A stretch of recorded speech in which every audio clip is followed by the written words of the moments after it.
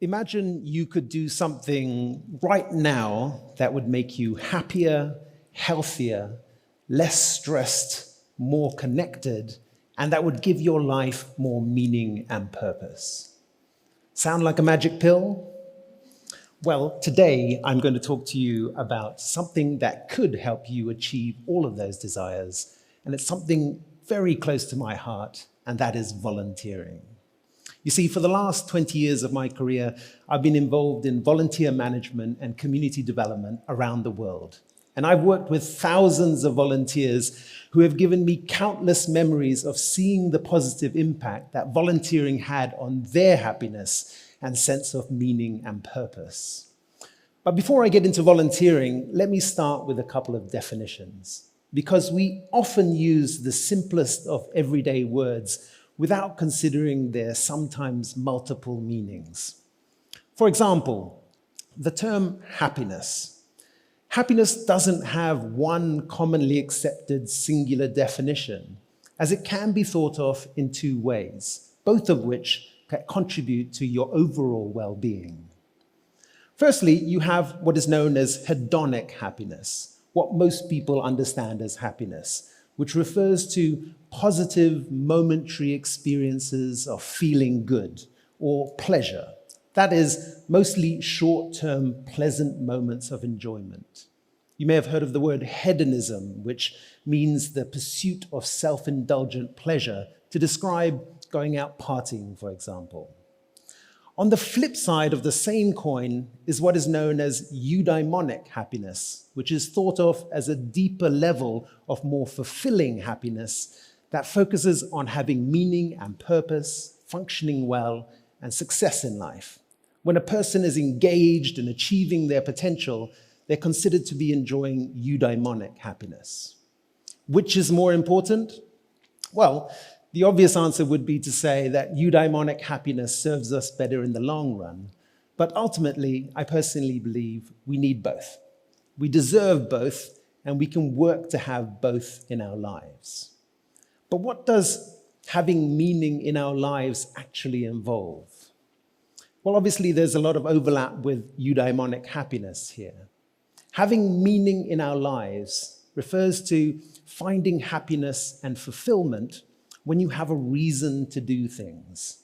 Or as the pioneering founder of positive psychology, Martin Seligman, said, "The meaningful life is about finding a deeper sense of fulfillment by using your strengths in the service of something larger than yourself and nourishing others." And it's here we come to the idea that serving others can bring meaning and happiness into our lives. What does serving others involve? Well, basically helping, giving to, or doing something for someone else. In other words, putting the interests of others ahead of your own. Therefore, you can serve others in any number of ways. Of course, the idea of helping others being a part of a meaningful life has been around for thousands of years. Aristotle wrote that happiness and fulfillment is achieved by loving rather than being loved. But while it's a common desire to have meaning in our lives, some people do struggle to know where to start or even understand what makes their life worth living. In my experience, the single best way to serve others is by volunteering. The purest definition of volunteering focuses on three criteria. One, doing something without expectation of getting paid. Two, doing something for the good of others. And three, doing something of your own free will. Or as I like to say, doing things you don't strictly have to. And all three are of equal importance. So while donating money to worthy causes is okay and needed as a way of helping, it simply doesn't have the same significance nor impact on you as giving your own time and effort.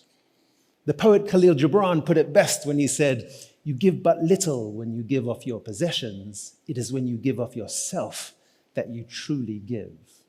So while philanthropy is great, we need money, what I'm talking about is giving of yourself. Because in my experience, when I've seen people give of themselves through volunteering, they usually receive as much, if not more, in return. So let me quickly outline a few different types of volunteering. Firstly, we have community service or hands-on volunteering, which usually involves large groups of people doing something positive for the community, regardless of age, ability, or skill set. Examples include a beach cleanup or a food distribution activity. Secondly, there's service learning, which refers to students from school or university applying theory learnt in the classroom into practice in the real world to address a community need or challenge. Examples include youth peer education or an international service trip.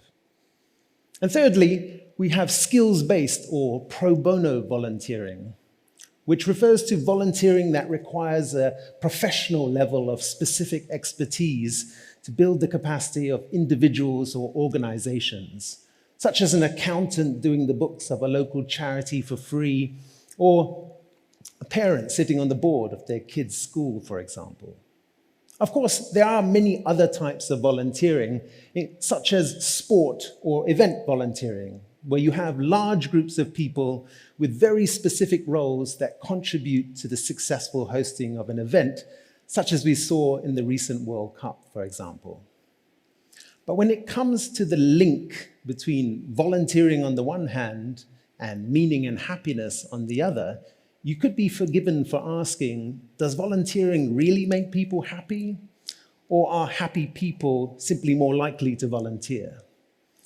Well, interestingly, the research actually shows that both are true. Whether it's cleaning up a beach, offering tuition to students, or distributing food to the homeless, the benefit for those receiving help is clear and obvious. But more and more research has shown that people who volunteer also receive multiple benefits, such as reducing stress, combating loneliness, anxiety, and depression, and ultimately gaining a sense of meaning and purpose while improving health and well-being. Sometimes we get so wrapped up in our own worries, the best place to direct our thoughts is outside of ourselves in the service of others. Just as we sometimes get more pleasure from giving gifts than receiving them, the gift in this case being our own time and energy. I work for Reach Out to Asia, or ROTA as we're known, which is a program of the Education Above All Foundation. And as a part of my job, I've taken many groups of student volunteers on international service trips around Asia and the Middle East. And I've seen firsthand the profound impact that such a meaningful and empowering volunteering experience can have on a young person's outlook on life, their sense of self-worth, and their motivation to do more, be more, and volunteer more.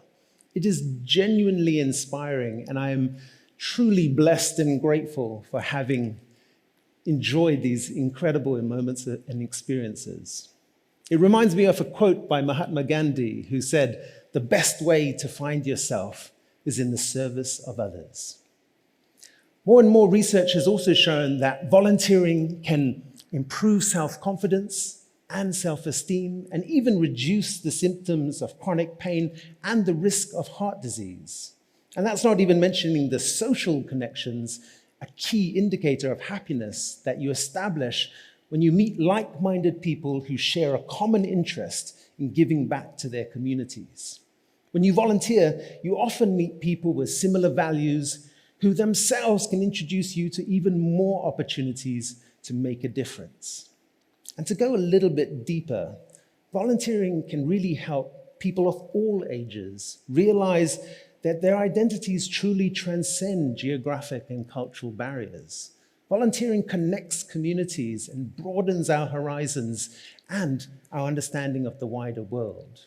Volunteering can help us become global citizens who are proud of our unique heritage, yet can embrace diversity and see our place in the wider world and our membership of humanity as a whole.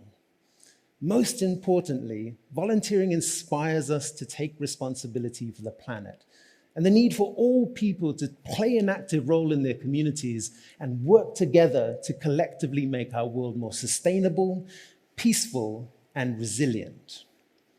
As Winston Churchill said, we make a living by what we get, but we make a life by what we give.